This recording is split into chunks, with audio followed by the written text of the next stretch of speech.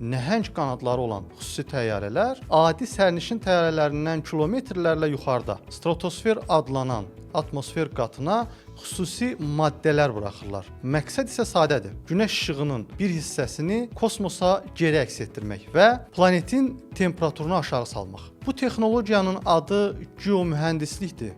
Bu yuxu kimi görünsə də, bu gün dünyanın ən nüfuzlu universitetlərində və tədqiqat mərkəzlərində ciddi şəkildə müzakirə olunan bir ideyadır. Bəli, alimlər qlobal istiləşmənin gələcək fəsadlarının qarşısını almaq üçün müxtəlif yollar düşünürlər. Bu missiyanı həyata keçirə biləcək təyyarələr və hansı maddənin istifadə olunacağı müzakirə və araşdırma mövzusudur. Plan təbii ki, birmənalı qarşılanmır. İdeyaya tərəfdar olanlar və qarşı çıxanlar da var. Bəzi araşdırmalar göstərir ki, geniş miqyaslı geomühəndislik müxtəlif bulud, yağış, külək kimi hava vəziyyətlərini dəyişdirə bilər. Bəzi bölgələrdə kənd təsərrüfatına zərər verə bilər və hətta xəstəliklərin yayılma xəritəsini dəyişə bilər. Buna baxmayaraq, bəzi alimlər hesab edir ki, iqlim böhranı daha da dərinləşsə, bəşəriyyət bu texnologiyaya mütləq şəkildə ehtiyac duyacaq və bütün hallarda sual açıq qalır. Geomühəndislik gələcəyin xilasedicisi olacaq, yoxsa insanlığın həyata keçirdiyi ən riskli